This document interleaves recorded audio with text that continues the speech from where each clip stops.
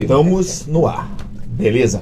Pessoal, mais uma boa noite, mais uma vez aqui no RGCast. RG quer dizer identidade. E hoje é interessante porque estamos trazendo aqui uma pessoa que trabalha com isso, que entende bastante disso, de digital, de perícia. Estamos aqui junto com o nosso amigo Valdeci, que é perito já há quantos anos, Valdeci? 33 anos completados no dia 31 de julho de 2023. Calma, Valdeci, não fala muito ainda, não entrega o jogo que já vamos te apresentar. Então tá bom então. Boa noite. Não, ainda não. Vai lá, Rui, vai. Pessoal, antes do João se apresentar, vamos lá. Queria dar uma notícia para vocês que é bem importante. Saiu agora recentemente que a Oktoberfest, a partir de amanhã, ela está suspensa até a quarta-feira da semana que vem. E pelo que o Jefinho me falou, aqui do mesmo regional, eles vão acrescer esses dias mais à frente. Vão colocar para compensar esses dias de Oktoberfest. Estamos passando por um momento delicado, a gente sabe que está todo mundo apreensivo, mas espero que a gente consiga passar isso de uma forma com o menor estrago possível. Quem tem casa próximo e sabe a cota de enchente, que tem que suspender os seus móveis, já faça. Se tem que tirar os carros da garagem, botar no local, faça, porque a gente tem que passar com o menor estrago possível e, claro, que a gente não perca nenhuma vida, não perca ninguém nesse período que vai ser bastante conturbado aqui em Santa Catarina. Dito isso, eu passo a palavra para o meu amigo, irmão João Roberto Marcelino. Vamos lá, João. Semana passada eu não pude estar presente, né, Rui? Eu fui onde me valorizam, porque... Porra, que cretino!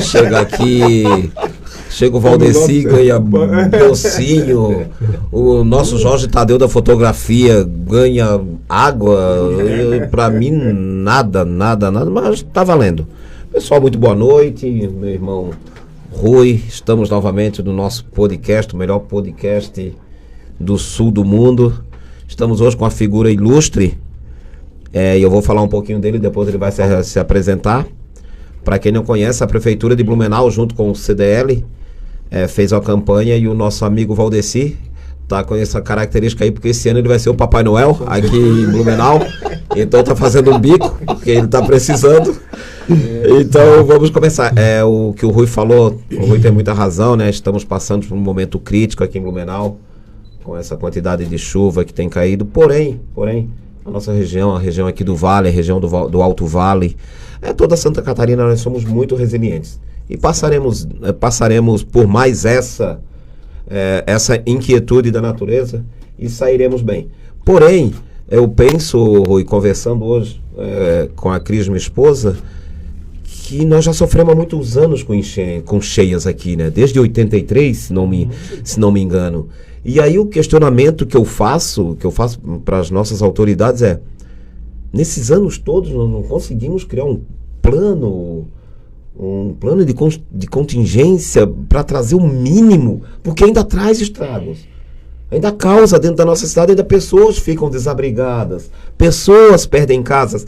Será que o mundo afora não tem engenheiros capacitados? Não temos alguém que faça uma perícia, tio Valdeci? Depois até o senhor pode falar melhor a respeito disso, porque eu sou leigo, né? Uhum. Mas eu sou leigo, mas como leigo eu entendo que deva ter algum tipo de tecnologia à disposição para que a gente minimize o máximo que conseguir, né? Dito isso, vamos passar então a bola para o nosso amigo Valdeci se apresentar, ou você pede para que ele se apresente, Rui, por favor? Valdeci, a primeira coisa eu já pedi para você se apresentar, falar o tipo de serviço que você faz, onde é seu escritório e quem pode te procurar de repente, assim, o que é o serviço de perícia. Então, assim, o microfone é teu, tu tem que falar para a gente assim, ó, o que tu faz, como é que a gente pode te contactar e que tipo de perícia que você faz. Olha, primeiramente, obrigado, Rui, obrigado, João, pela oportunidade de poder expor um pouco sobre perícia. Viu, Marcelino, eu não tenho conhecimento sobre técnicas com relação a como impedir ou inibir a questão de enchente, inundações, né? Porque existem inclusive diferenças entre essas coisas, né? Eu não sou especialista nisso, mas eu acredito muito que não exista vontade política, né? Eu acho que falta muita vontade política em resolver essa questão. Infelizmente, é isso que eu posso falar com relação a essa questão de encheias. Com relação à atividade pericial, como eu falei, eu já sou perito há 33 anos, completados agora em julho. fui perito criminal, trabalhamos juntos. Não tive a oportunidade de trabalhar contigo, porque eu acho que quando... Entrei em 2006. Só ganhasse. Eu saí em 2004, então não trabalhamos muito, mas eu e o João trabalhamos em algumas oportunidades. Já cortamos cordas de suicidas, né? Já tivemos que ajudar a recolher corpos e ajudar. Não tinha ML na época. Nós pegamos uma época que o ML era na FURB ainda. Isso. Então verdade. A gente não tínhamos um ML. O ML aqui foi inaugurado em 99. Então até de 95 até dezembro de 98, os corpos iam todo para a FURB, né? Então nós não tínhamos uma equipe. O perito, ele era perito, ele era motorista, ele era fotógrafo. Quem ajudava a fazer o isolamento local de crime não era a polícia Civil, porque a Polícia Civil não tinha gente. Era a Polícia Militar. O João várias vezes foi lá ajudar a fazer o isolamento local de crime. Tá certo que chegava em alguns momentos lá, eu perguntava, alguém mexeu no corpo? Ninguém mexeu no corpo. Mas o que aconteceu? Cadê a identificação da vítima? Tá aqui na minha mão. Ninguém tinha mexido no corpo. Nós tiramos para ver quem era, ninguém tinha mexido no corpo, né? Mas é uma tentativa, porque nós éramos leigos na época, né? Então qualquer situação de fosse crime ou não, Rui, a gente sempre ligava pro Valdeci, ligávamos para outro para saber. E agora, o que a gente faz? E aí a gente aprendeu que, por favor, só isolem o local. Só isole o local para nós, que nós já estamos chegando. É verdade. Eu me lembro que teve uma ocasião que a gente viu uma poça de sangue lá perto do monitor, o corpo aqui. Alguém mexeu no corpo? Não, então o corpo andou, né? De lá para cá, o corpo deu uma andadinha depois. Valdeci, eu tenho um negócio, mano. Eu tenho uma dificuldade assim, ó. Tu falou assim, poxa, a Polícia Militar ajudava. Eu vou ser bem sincero, cara, eu odiava atender suicídio, odiava atender homicídio. Eu não gosto mesmo, não gosto, é uma coisa minha. Eu não...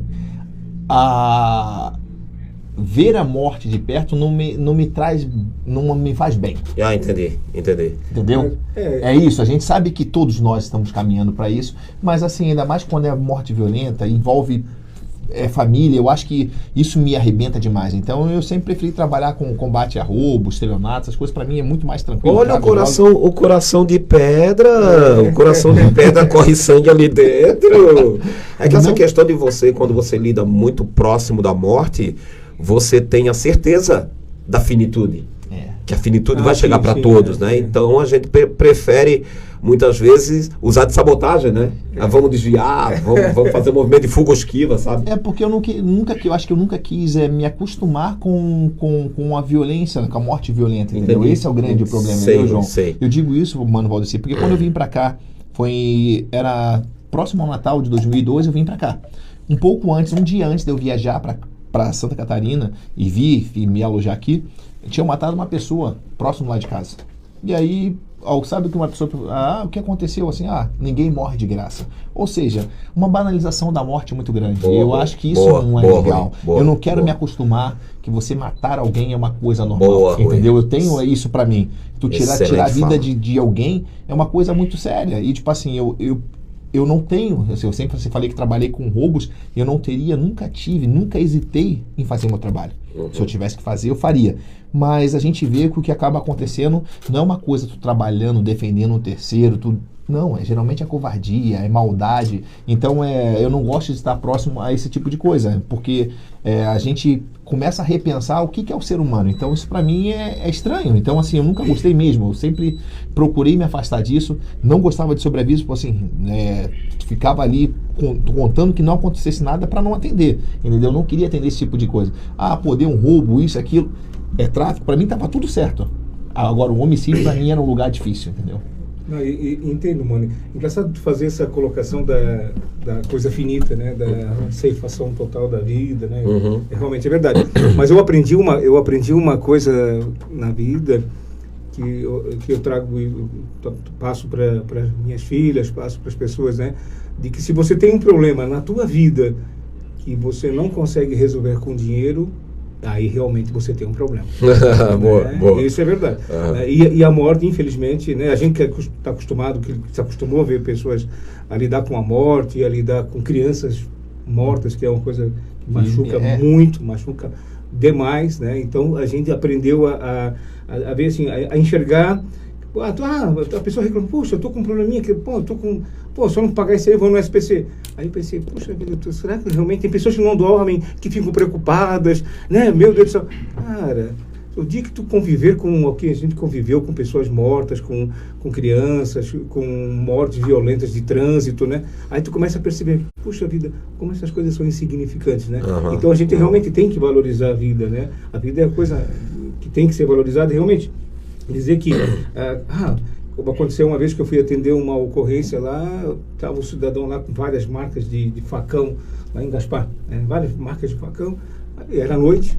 Desculpa, verdade, já tá tudo fiz certo, em água. tudo certo. É coisa da minha filha Taluane, que ela está por aqui já. Eu me lembro que eu cheguei lá, o corpo estava cheio de marca de facão. Aí eu comecei a conversar com o pessoal, é uma pessoa bem simples, né?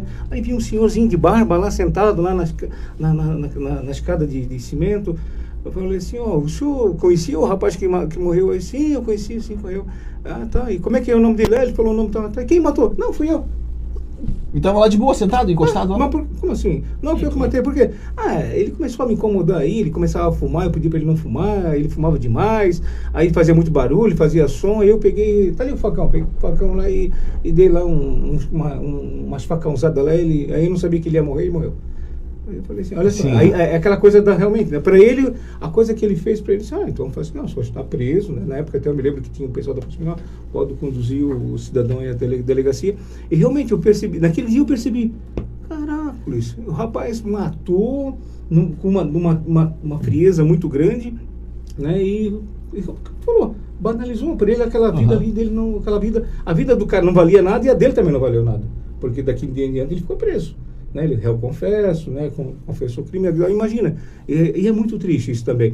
Mas voltando ali à questão da perícia, nós não realizamos só perícia de local de morte, nós realizamos perícia perícia de reconstrução de acidentes de trânsito, né, a gente percebe que hoje tem muitas ferramentas, muitos métodos para calcular, por exemplo, velocidade de motocicleta, né? Esse dia a gente viu uma cena... Eu ia te perguntar isso, da Rema Rouge, né? Que o caminhão fez uma manobra para a esquerda, ele interceptou a trajetória da moto. Eu não vou nem entrar na questão se ele podia ou não fazer essa manobra, que isso é uma questão boa. do código ali, né? Já aprendi um pouquinho. Mas com relação a... Só que a gente tem que ver que a velocidade é possível calcular. Era isso que eu queria perguntar. É possível, a gente pode calcular. A própria filmagem já nos ajuda a gente a calcular a velocidade. Porque nós temos um espaço e nós temos um tempo. E isso permite calcular a velocidade. E um outro método para mim calcular a velocidade é a deformação que a moto sofreu. Né? Geralmente a redução entre eixos, existem técnicas, inclusive, que a redução entre eixos permite calcular a velocidade. Então você tem o quê? Você tem a filmagem, você tem a distância, você tem a velocidade, você tem um tempo. E também tem as deformações. E também tem as deformações que o caminhão também sofreu. Então a somatória de tudo isso você consegue determinar a velocidade. E pelo que rápidas pinceladas que eu vi ali, a velocidade, acho que a máxima ali, acho que é 60, se eu não me engano, né? Os 50. É 60 km ali na Rema se fosse, com certeza ele vinha numa velocidade um pouco superior a essa. E é possível calcular isso com bastante, com uma certeza de aproximadamente 95%. Mano, hoje tudo que acontece que envolva um crime ou envolva um acidente ou uma briga judicial, seja por terreno, qualquer coisa, é possível de perícia? Sim. Ou tem algo que não seja possível de periciar? Explica isso para nós. Eu acho que é mais fácil fazer o seguinte, assim, que tipo de perícia que você faz, assim, por exemplo, já fez, assim, pra gente poder ter um pouco mais, abrir o leque, né? Porque a gente, quando fala de perícia, pra mim é sempre...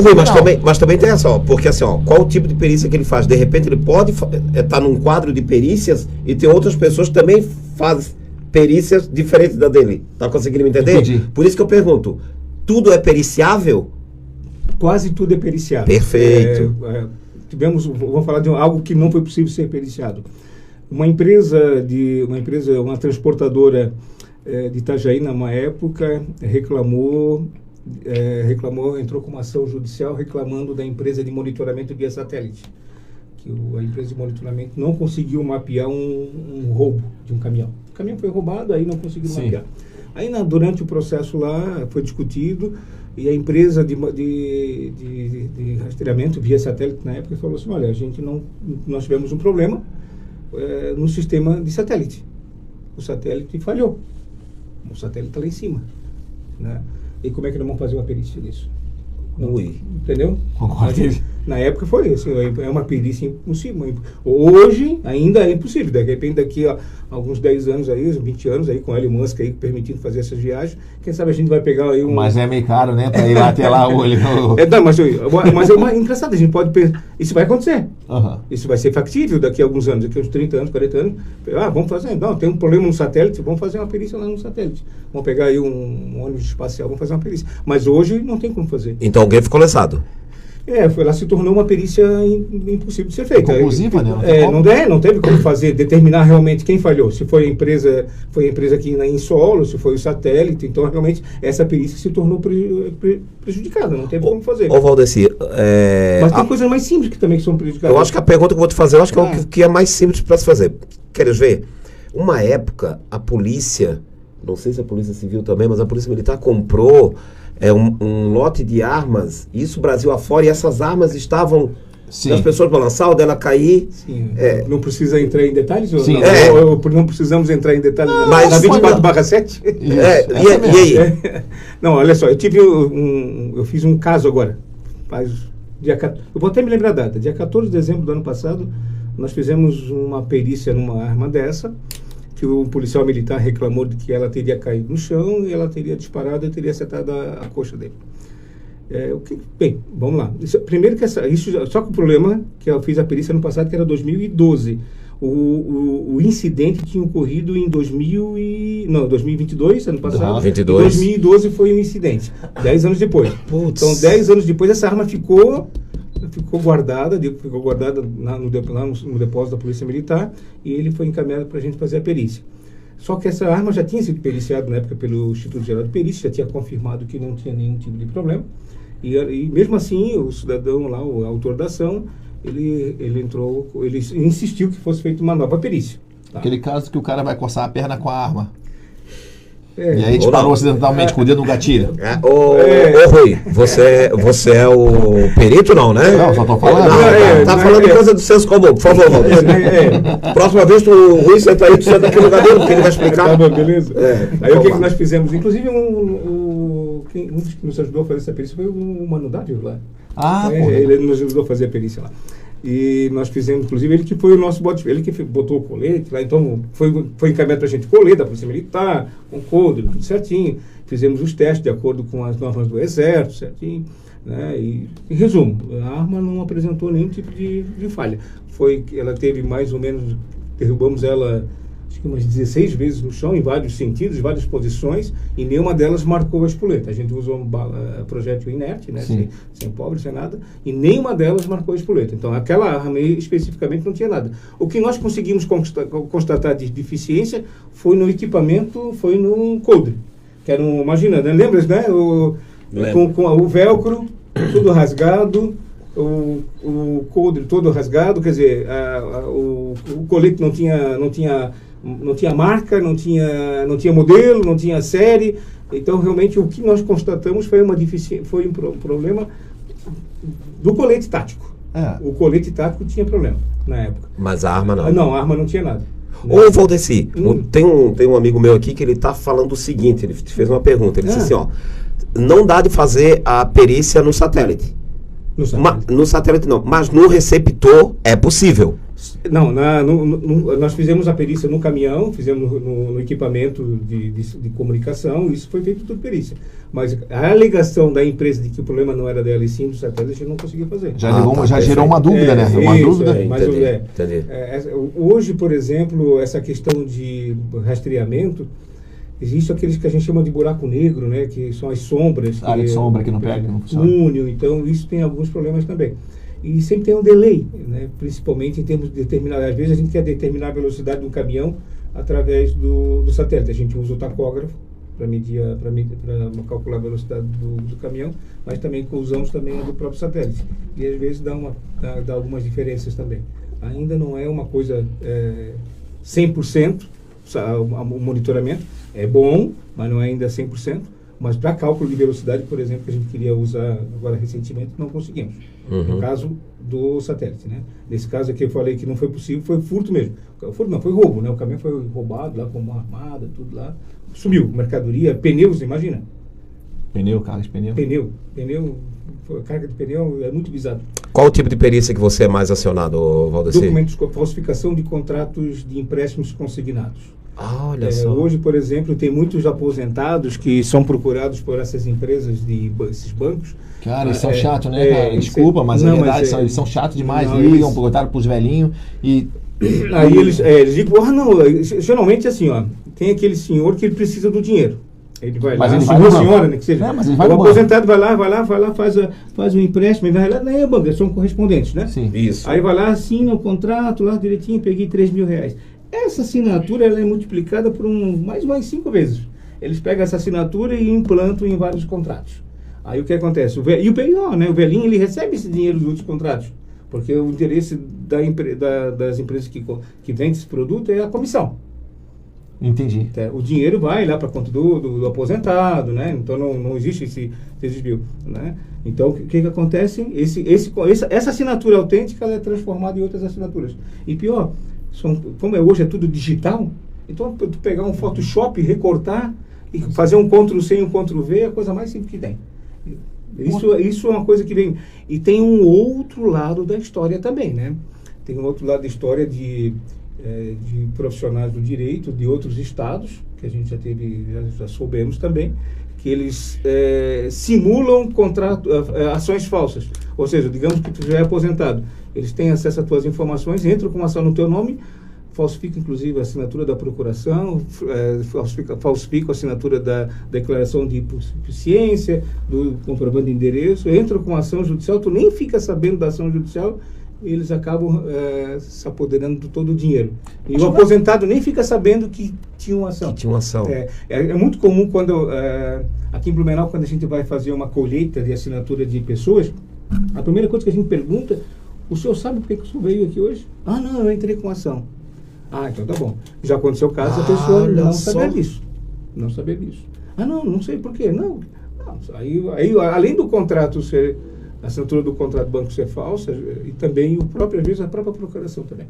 Infelizmente é uma situação que veio... E quem arca com as responsabilidades? O banco, a correspondente? O banco. Nem relado, infelizmente, o banco geralmente também é vítima, né?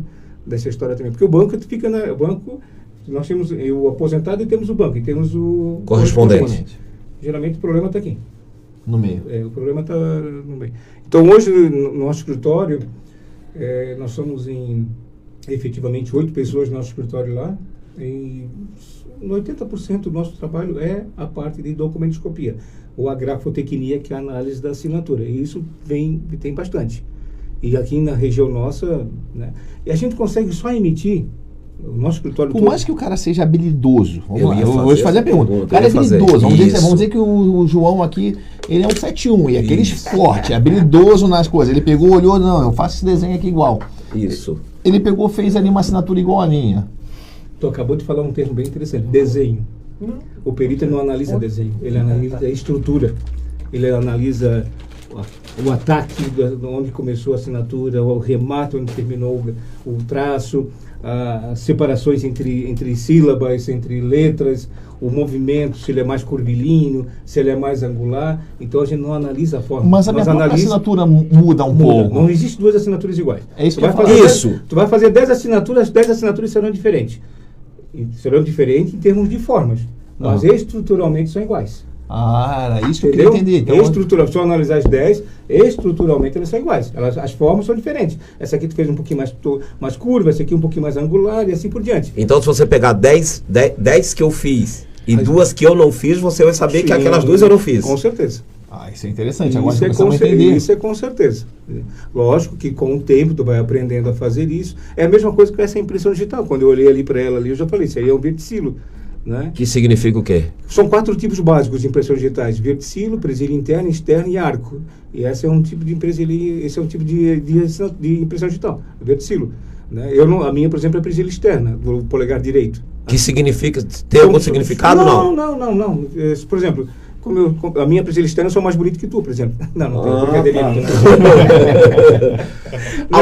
Algumas dessas impressões são mais difíceis para detectar? Não. Impressão digital vai identificar e pronto. Não, assim, ó. Essa semana eu peguei um contrato. Por exemplo, como é que é correto de coletar uma impressão digital? Quando eles fazem? Como é que tu faz lá no Instituto de Identificação? A gente faz a rolada. Isso. Essa é a rolada. Então tu tem que pegar dessa linha para cima. Tá. Toda a estrutura. Aqui vai pegar a base, vai pegar o núcleo, vai pegar a parte superior e vai pegar, por exemplo, os deltas. Né? No caso ele tem 2 deltas. Aí o que acontece? Esse aqui é um delta. Esse é o delta, e onde que está aquele rosto daquele figura lá? É que é tu? Tá? Aí ele cobriu o outro delta lá. Tá Como bem? o Rui tá branco, né? Queria ser Michael Jackson, Rui. Cara, era só o cara. fazer Photoshop é um absurdo, né, cara? Pelo amor de Deus. Tem gente que não quer negar isso. Continua, Valdeci. Não, tranquilo. Aí nós recebemos agora um contrato que só tinha isso aqui, ó. Ou seja, da metade para cima. Aí, da metade para cima da assinatura da impressão. Será que não foi proposital? Não, mas era o próprio banco coletou lá, porque era uma pessoa analfabeta, era uma pessoa não sendo assinada, então os contratos apresentavam impressões digitais. Dá para fazer análise? Melhor que a assinatura, porque a assinatura é dinâmica. Isso aqui é estático.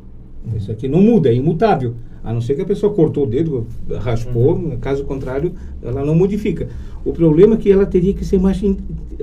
Quando você vai fazer uma colheita, no banco, por exemplo, se alguém está me ouvindo que é do banco, por favor, faça ela rolada. Isso é importante falar. Isso faz ela rolada, porque você vai pegar uma área maior para análise e fica fácil.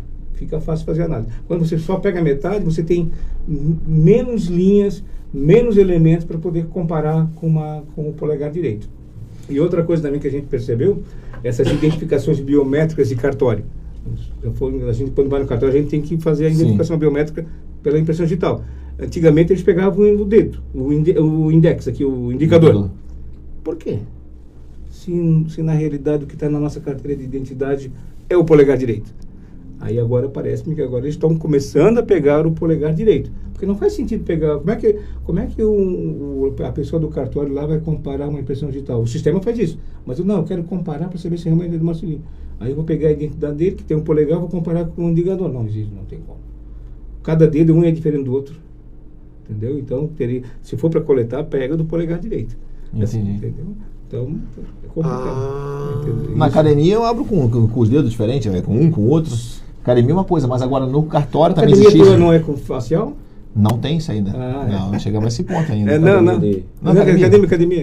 Balé. Musculação.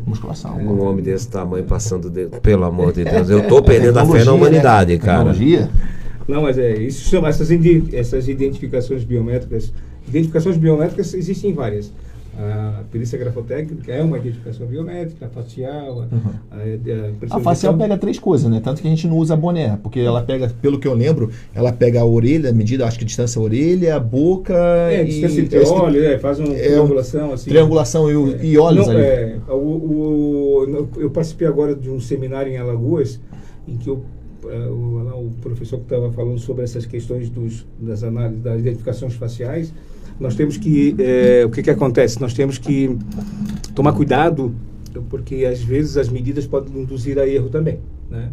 Então tem que ser quanto mais minucioso, melhor.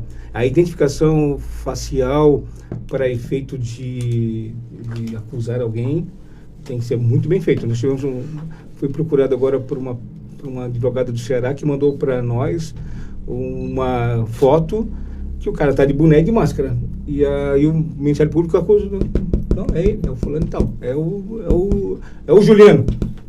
Não, mas não dá para reconhecer. Não, a altura é a mesma, o porte é o mesmo. Não, isso não. Mano, isso não é. Pois é, mas que tipo de perícia que você faz nessa situação? É bem complicado. Aí é complicado. Não, eu não tenho elementos técnicos nenhum para dizer que essa pessoa é o tal de Juliano. Não tem como. Não existe isso. Então, deixa eu te contar uma história, mano. Mas você também não tem elementos técnicos para dizer que não é, né? Mas daí... Aí eu não preciso. Indúbio, pro réu. Assim, eu vou contar um caso, foi já tem alguns anos, tentaram roubar uma lotérica lá no Progresso. E o que aconteceu? Lá tinha o vidro era balístico, os caras deram tiro e foram embora. A porta com trava, com tudo, viram que não conseguiram levar nada. No outro dia de manhã, teve esse roubo, era mais quase 6 horas, 18 horas. No outro dia de manhã nós tínhamos busca num condomínio.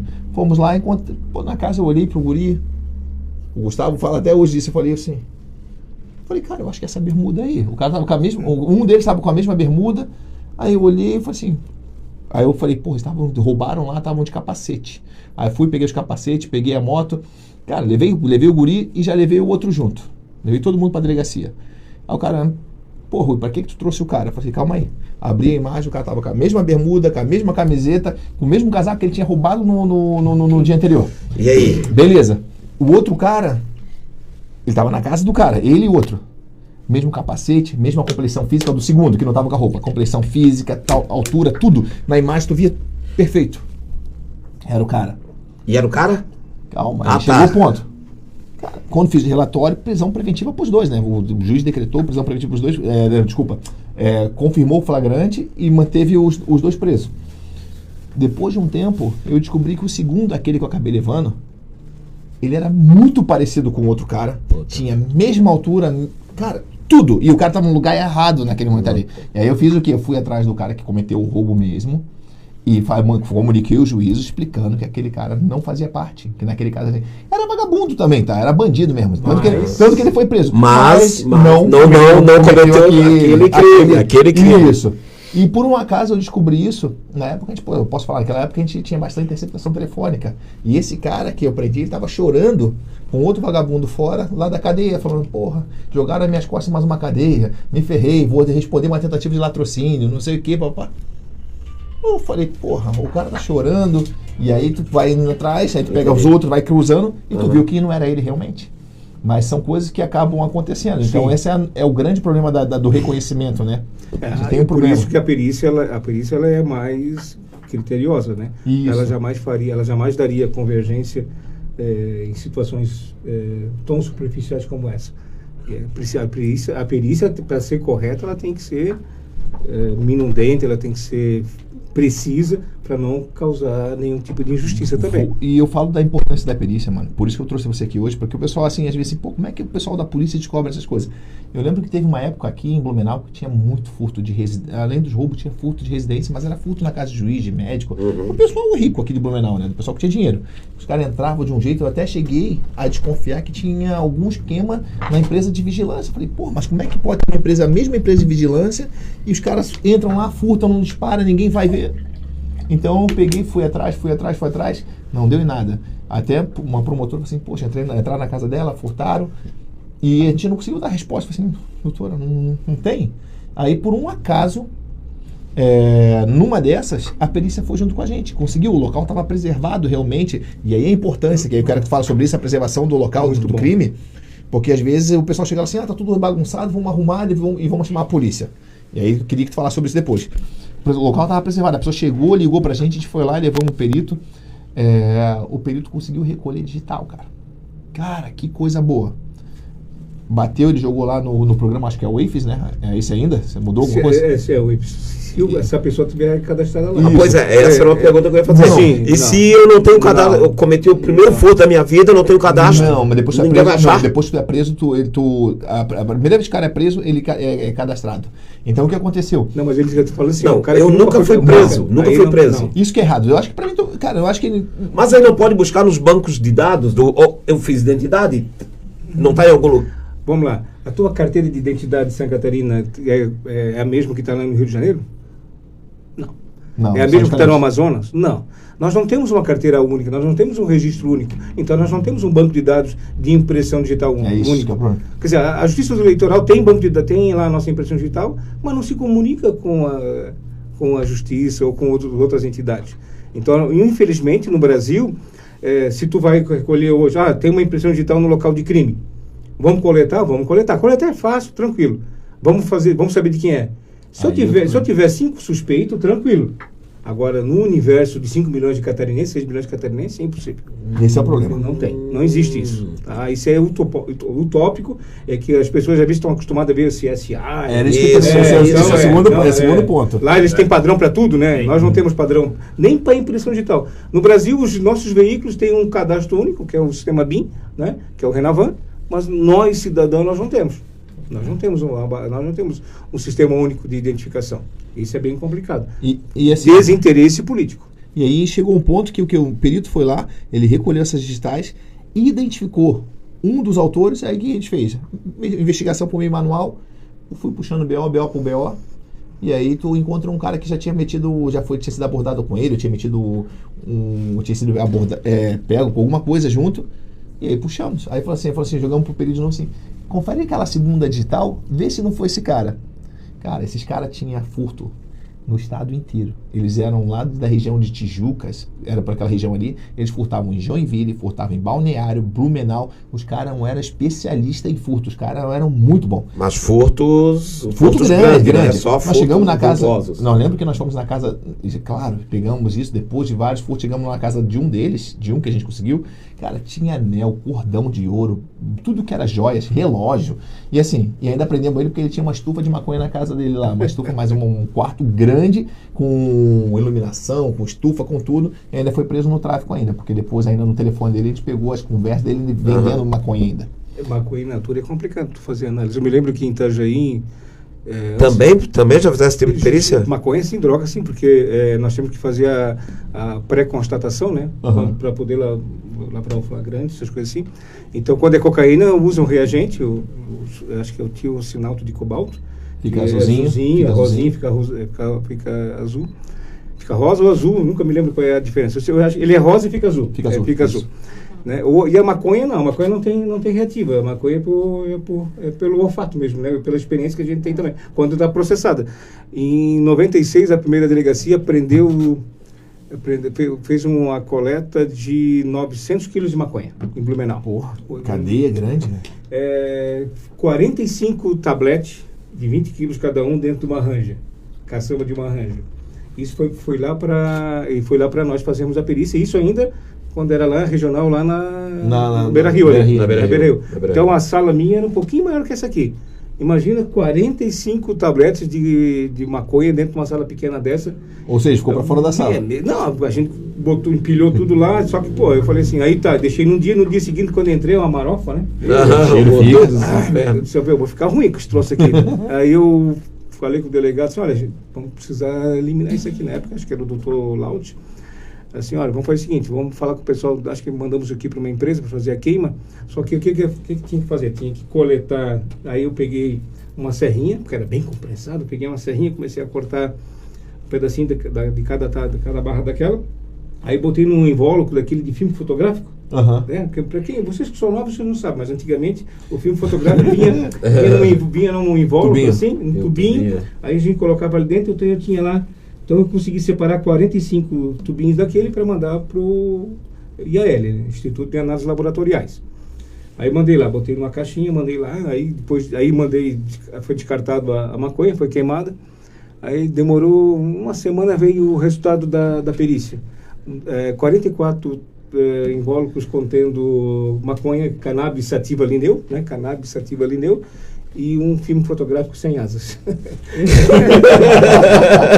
Em resumo, eu troquei, acabei me confundindo lá. Aí eu falei, poxa, ele poderia pelo menos me ligar, olha, tu mandou aqui o perito lá, me lembro que eu conhecia bem, ele fez para... ele fez para sacanear, né? Eu vou sacanear esse cara. Aí mandou lá um laudo, 44 contendo uma cannabis sativa e um contendo um filme. Aí eu comecei a procurar. Não, mas onde que está agora? Aí comecei a procurar, né? Aí estava lá a maconha. Eu tive que pegar aquela maconha e mandar de volta lá para a gente fazer a análise também. Então, de ver. Imagina, com quase 1 tonelada de maconha numa sala como essa aqui, tu tem que ficar ruim mesmo. E a outra preocupação que agora me veio à mente é a seguinte, né? Uma perícia dessa que deixa falhas, tu pode condenar, libertar o cara. Libertar, no caso, um criminoso. Ou condenar.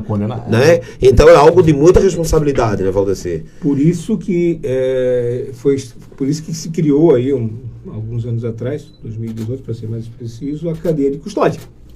Né? Que existe todo um procedimento que o perito tem que obedecer quando vai atender um local. Vamos falar de morte violenta. Seria uma metodologia, né? Um caminho que tem que percorrer para poder coletar amostra. Vou coletar o projétil, vou coletar os tojos de flagrado, vou coletar a amostra de sangue, né? Vou determinar a posição do cadáver. Tudo isso depois tem que ser catalogado, tem que ser registrado, tem que ser, vamos precisar, esse material que é sangue, vamos mandar para o IAL, fazer análise realmente para ver se é sangue humano, tudo certinho. Né? Então, tudo isso existem critérios. A cadeia de custódia ainda é uma coisa que ainda está engatinhando. Está engatinhando ainda. Como é que a gente pode dizer, por exemplo, a pessoa foi vítima de um roubo, de uma violência, alguma coisa na casa dela, o que ela tem que fazer ali, a questão da preservação do local de crime?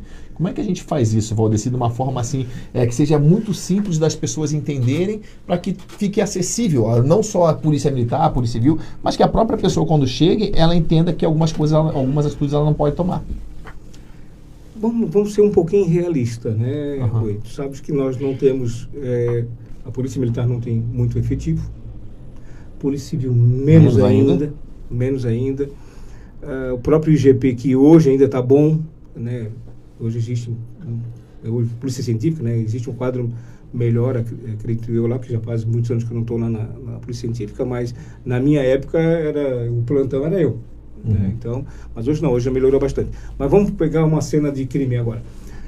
Tu chegou em casa, deparou com a tua casa vítima de um furto, né?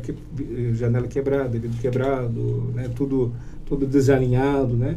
O correto é você, primeiramente, de preferência nem entrar, porque tu não sabe se a pessoa... Tu tá lá dentro ainda? O bandido não tá lá dentro, né? Então, já de imediato, já liga pro 190, já comunica a Polícia Militar, e a Polícia Militar automaticamente vai comunicar a autoridade policial para determinar que seja feita a perícia. É feita a perícia? Depende. É feita a perícia? Depende. Depende muito. Depende se tem pessoal pronto para fazer o atendimento, né? A própria Polícia Militar às vezes demora também para fazer o atendimento porque está em outro atendimento, né? A gente sabe que não é fácil ser policial militar, não é fácil ser policial civil, não é fácil ser perito. A gente sabe que a demanda às vezes interfere muito nisso. Mas então, se a pessoa puder realmente não tocar em nada, não mexer em nada e permitir que a polícia chegue lá, faça o isolamento, que comunique a autoridade policial, que a autoridade policial comunique a polícia científica para fazer a coleta de impressão digital, né, ou determinar outros tipos de vestígios, outros tipos de materiais biológicos ou não biológicos que vão servir para poder ser submetido a uma análise laboratorial. Infelizmente, a gente sabe que nem sempre as pessoas fazem isso, principalmente quando se trata de morte violenta, né? Eu tenho uma teoria de que a desgraça alheia ela é mais benéfica para uma pessoa do que a própria desgraça, né? Ou seja, ela faz questão de ver aquele morto, ela faz questão de ir lá atrapalhar a cena do crime para ver que, poxa, esse morreu. Pô, pelo menos agora eu estou melhor que ele. Né? Mas é uma forma, é curiosidade humana, nós somos curiosos por natureza, né? Eu confesso que quando eu vejo um acidente, hoje, se eu ver um acidente, se eu não puder, tá tudo certinho, já tem gente atendendo, foi feito os devidos socorros, eu nem paro. Eu faço que eu não. Hoje, infelizmente, as pessoas têm aquele negócio. Se eu não posso ajudar, eu atrapalho. Se eu não posso ajudar, eu atrapalho. Infelizmente, é ruim. E tem que ser diferente, né? Se eu não posso ajudar, não atrapalho, pelo amor de Deus. Ainda mais cena de crime, né? Eu já peguei casos de pessoas assim, a pessoa morta, e às vezes a própria imprensa também. A imprensa ela tem um papel muito importante nesse negócio. Isso é bom falar, porque nós estamos aqui no mesmo regional, Jefinho. Escuta isso aí, Jefinho. A imprensa ela tem um papel muito importante. Eu já peguei casos de próprio pessoal da imprensa entrando na cena do crime, quer dizer, marca de calçado. Nós pegamos um caso aqui que o próprio jornalista estava pisoteando na cena do crime e estava rastreando no sangue a bota dele, o calçado dele estava ficando marcado. Quer dizer, não pode, pô. Ainda mais que envolveu um caso bem complicado em Blumenau aqui. Manda para contar rapidinho. Pessoal, aqui é ao vivo, eu preciso ir no banheiro fazer xixi e já volto, mas continuo falando com o João aí, eu preciso levantar e ir lá. É absurdo, cara. Eu acho que é o número 2, mas beleza. Eu peguei esse teu exemplo é muito rico, eu peguei uma situação muito complicada, muito ferrada. Eu trabalhava numa cidade aqui onde eu estava trabalhando sozinho, no domingo, e ligaram no destacamento para falar que tinha acontecido um possível crime na casa da senhora e ela estava sozinha e viram alguém saindo da casa e achavam que ela estava machucada. Eu vou para a casa dela e aí a comunidade toda, ninguém entrou. Eu abri a janela e eu vi ela caída. Eu vi ela caída lá num canto e eu disse, e agora? E aí eu lembrei, Valdeci, do que tu nos ensinou lá atrás sobre isola o local. Pulei a janela, de fato, olhando de longe, ela estava em óbito, isolei, foi perfeito. Isolei o local, vou ligar para o perito. Eu vou comunicar a autoridade, que na época era em Timbó. E eu liguei para a autoridade e a autoridade disse assim para mim, que era um investigador que infelizmente também estava no dia de plantão, acho que estava sozinho. E ele disse assim, João, não tem nada que eu possa fazer. Eu disse, não, cara, liga lá pro Instituto Geral de Perícia para vir alguém para cá, isso aqui está inflamado, tem muita gente, o pessoal quer a presença, né? E naquele dia, era o dia que todos os astros estavam alinhados de forma errada. Naquele dia, o pessoal da perícia estava em outro local, também fazendo um trabalho de perícia. E o pessoal da perícia disse, não tem o que eu posso fazer. Peça para o policial que está aí no local fotografar o máximo de coisa que ele conseguir fotografar e aí vamos liberar.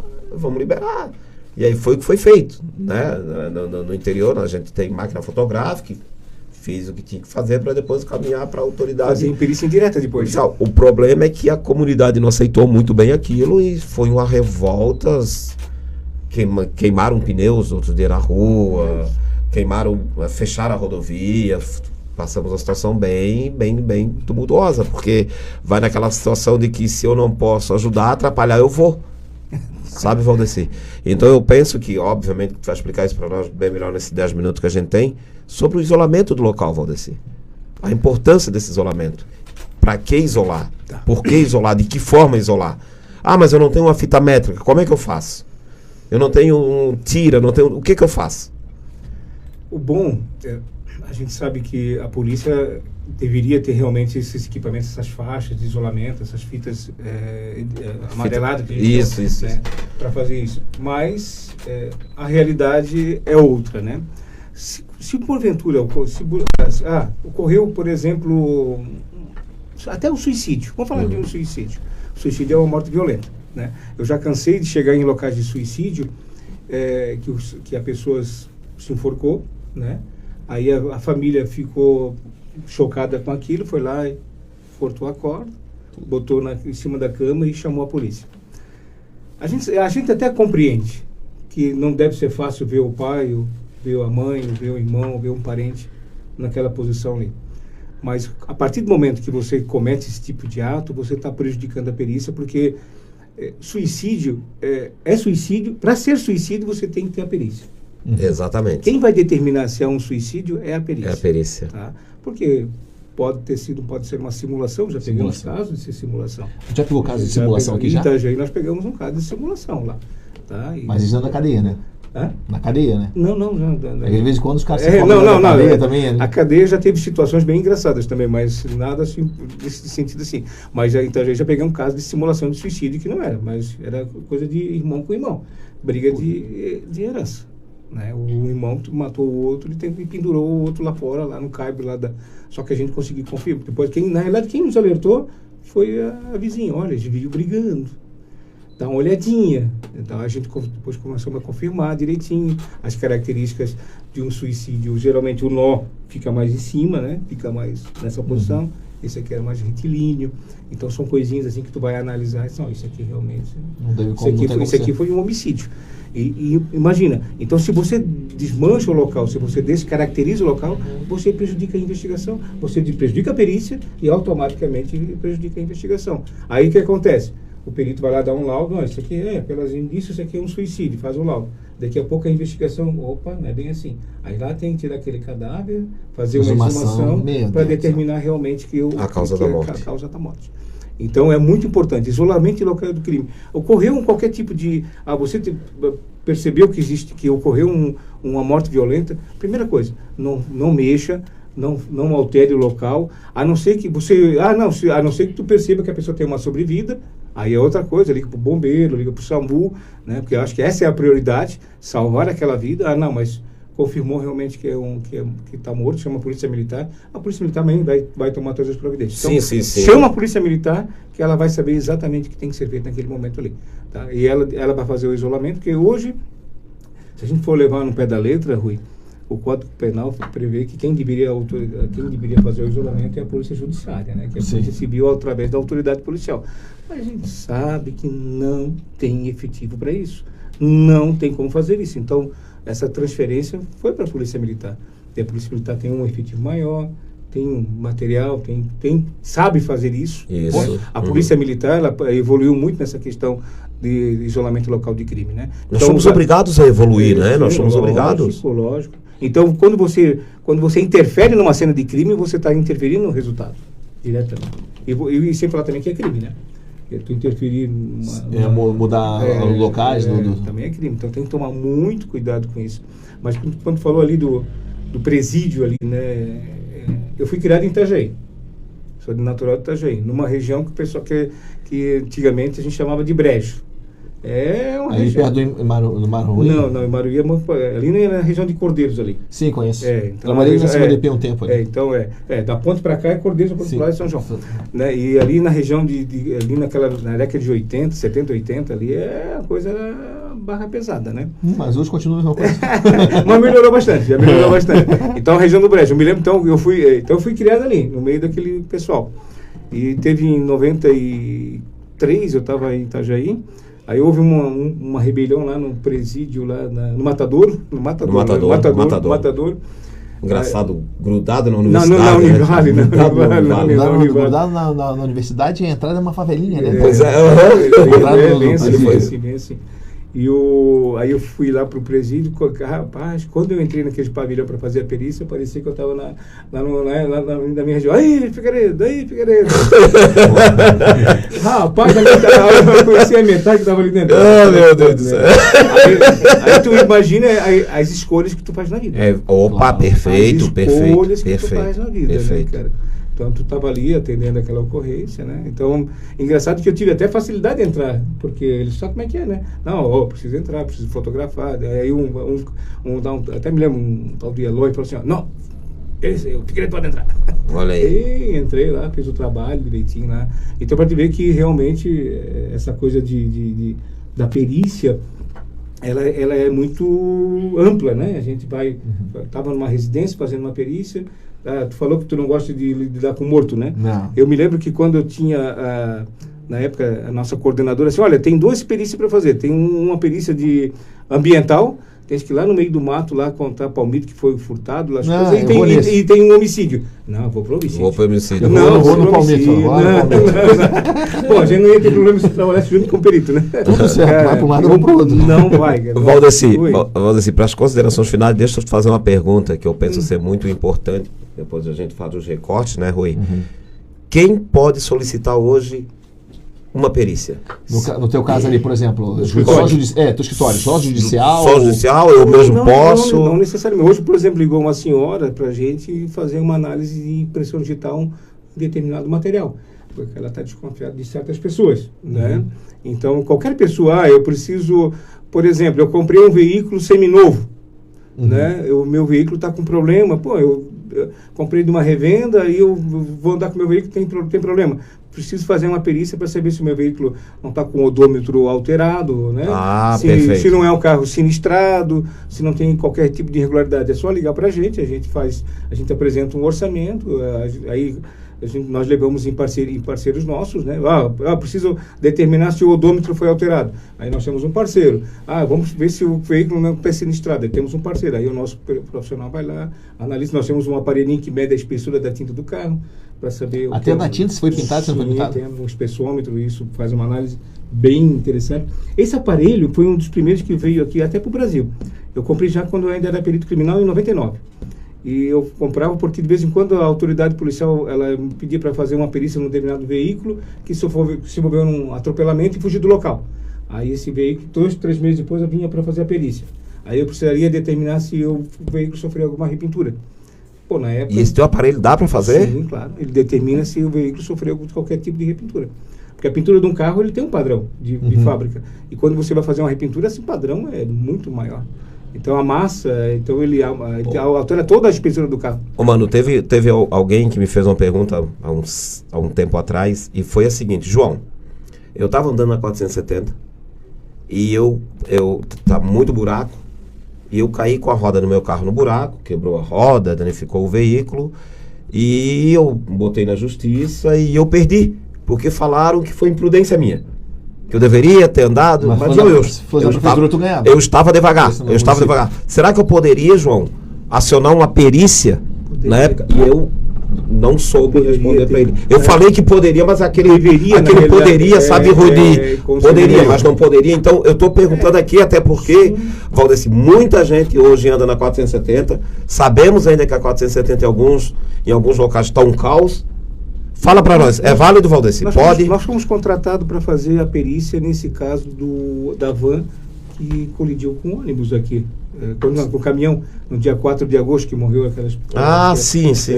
Fomos contratados para fazer a perícia e a perícia nossa, ela está já trabalhando numa questão que é óbvia, que o motorista da van foi induzido a erro, acreditando que era duplicado, porque não tinha sinalização.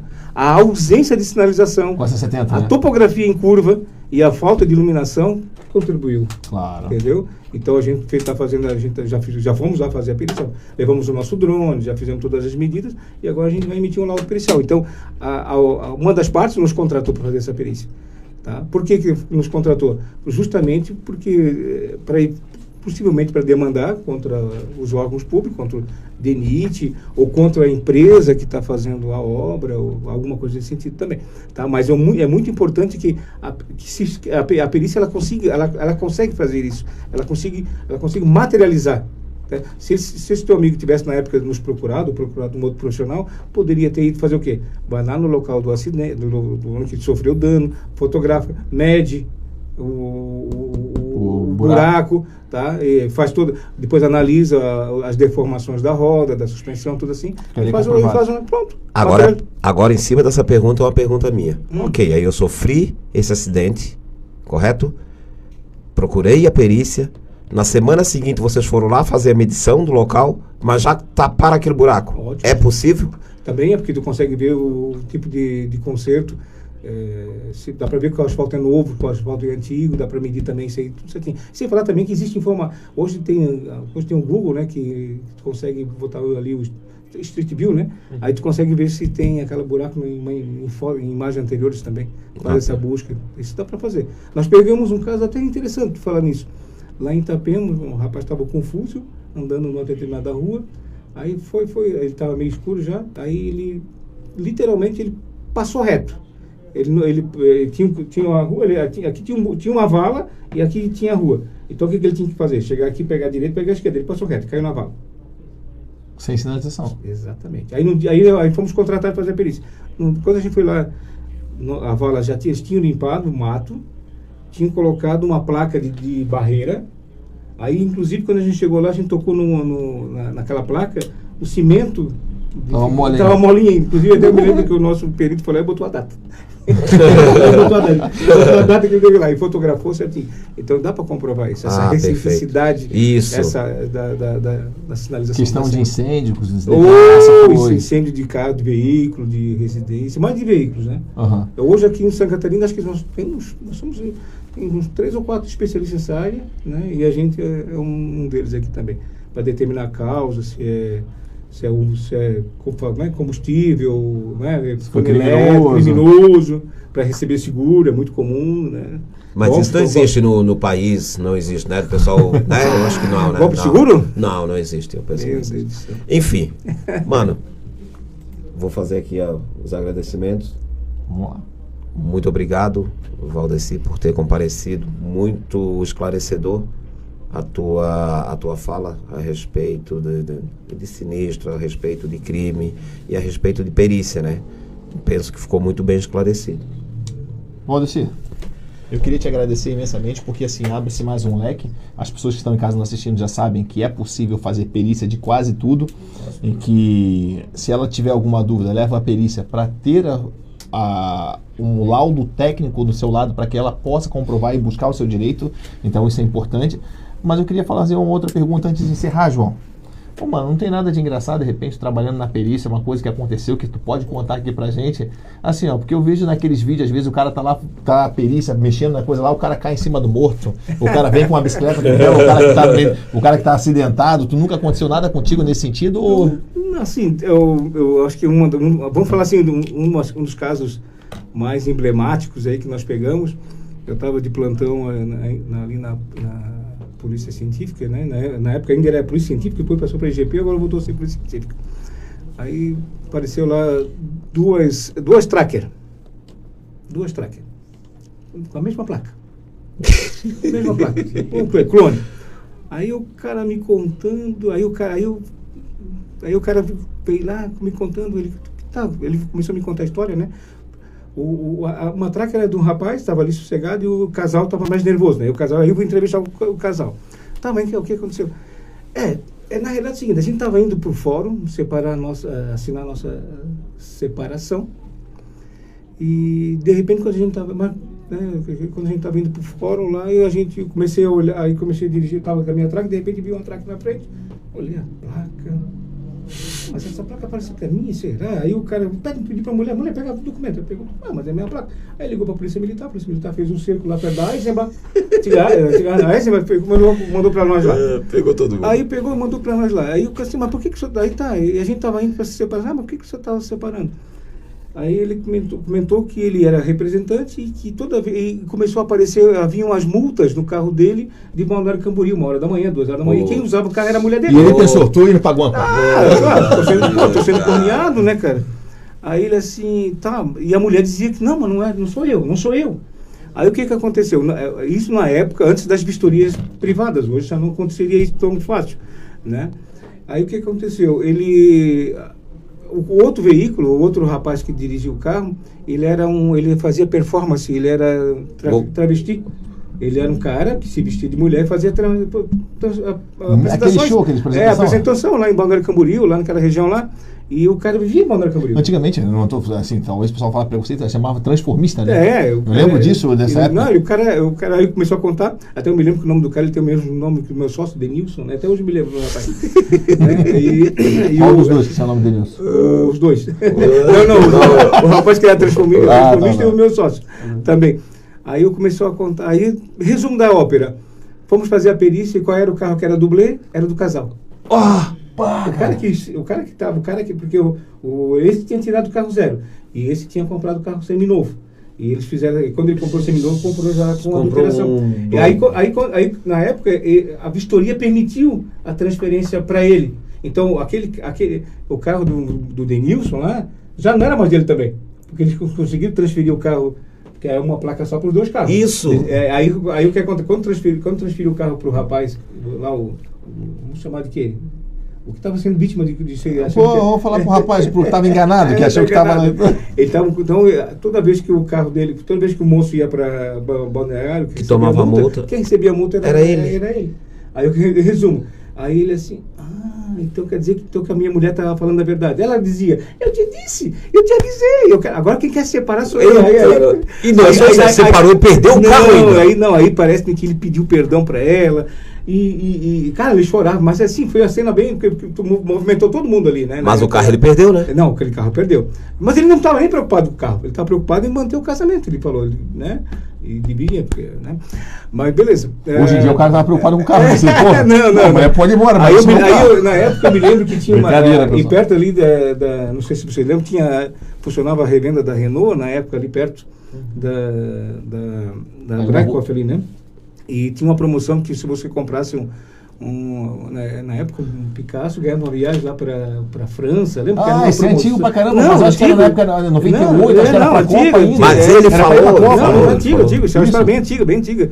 Aí eu sei que daí a mulher assim, olha, eu preciso, não, quero um carro, não, tá bom, eu até aceito voltar contigo, mas eu quero um carro. Aí dali eu sei que os senhores saíram, foram lá, saíram, não, aí a mulher, não, vamos ali comprar que eu quero aí comprar o carro, depois eu soube que eles foram pra França. Que massa, né? Pra te ver, né? Depois Então, o carro senhor dublê, deve ter ligado pro cara pra saber como é que tava a situação.